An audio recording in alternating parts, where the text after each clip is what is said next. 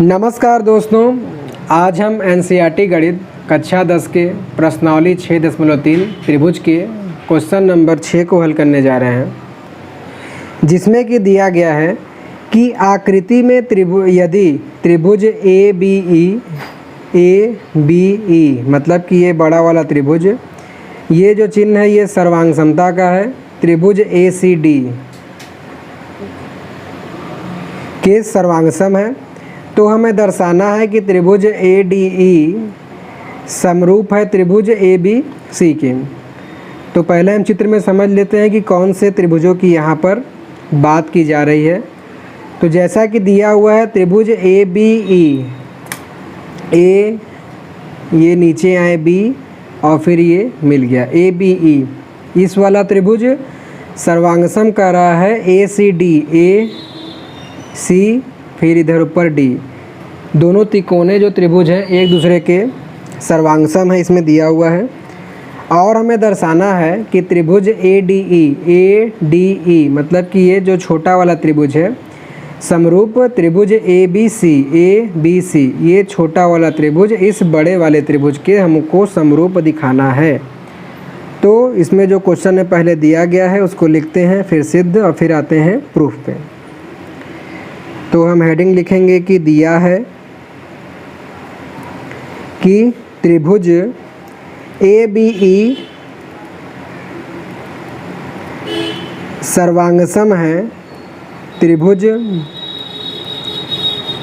ए C D के।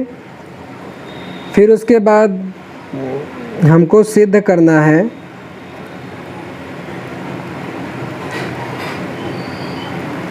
कि त्रिभुज ए डी ई समरूप है त्रिभुज ए बी सी के। तो हम इसको अब प्रूफ करते हैं उपपत्ति। तो जैसा कि इसमें हमें दिया है त्रिभुज ए बी ई सर्वांगसम है त्रिभुज ए डी सी के, तो इसी को हम यूज करके प्रूफ करेंगे। तो लिखेंगे चूँकि त्रिभुज ए बी ई सर्वांगसम है त्रिभुज ए सी डी के। और हम जानते हैं कि जब कोई दो त्रिभुज आपस में सर्वांगसम होते हैं तो उनके संगत जो भुजा होते हैं वो बराबर होती है। तो यहाँ से हम लिख सकते हैं कि ए बी बराबर होगा ए सी, इसलिए ए बी बराबर हो जाएगा ए सी के। और उसी के साथ ये भी लिख सकते हैं तथा इस भुजा इसमें ए ई और यहाँ से ए डी, तो हो जाएगा ए ई बराबर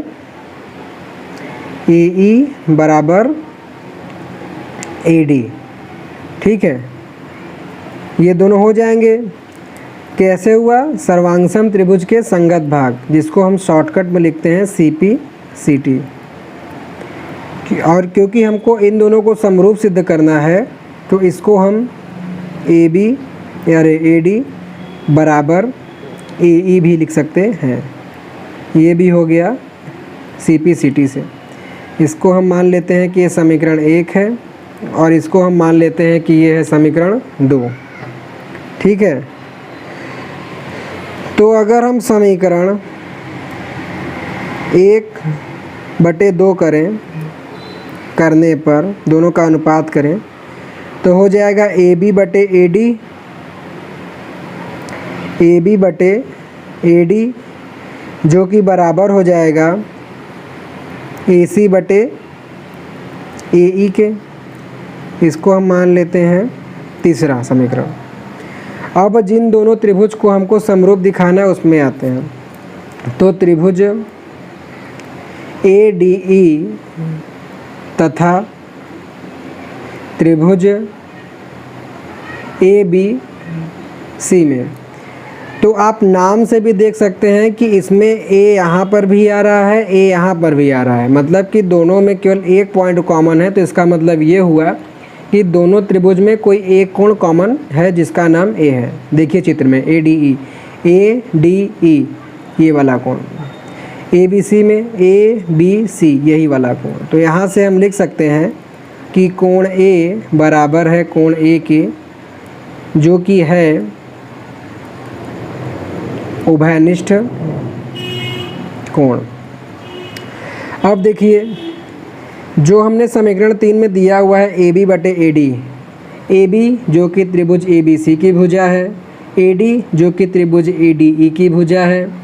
फिर उसके बाद इधर दिया हुआ है AC बटे AE, AC जो कि त्रिभुज ABC की भुजा है, AE जो कि त्रिभुज ADE की भुजा है, और इनके साथ संगत कोण बन रहा है कोण A। तो जैसा कि हम जानते हैं प्रमेय 6.5 के अनुसार कि दो भुजाओं का अनुपात और उनके बीच का अगर संगत कोण बराबर है तो दोनों त्रिभुज सर्वांगसम होंगे। तो यहाँ से हम लिख सकते हैं कोण A बराबर कोण A तथा AB बटे AD बराबर है AC बटे AE, इसलिए त्रिभुज ADE समरूप हो जाएगा त्रिभुज ABC के। कौन से प्रमेय से, मतलब कौन सी समरूपता से? हम लिख सकते हैं भुजा कोण भुजा, मतलब कि साइड एंगल साइड समरूपता से। तो इस प्रकार से जो हमको सिद्ध करना था हमने दिखा दिया, तो हम यहाँ लिख देंगे हैंस प्रूव्ड।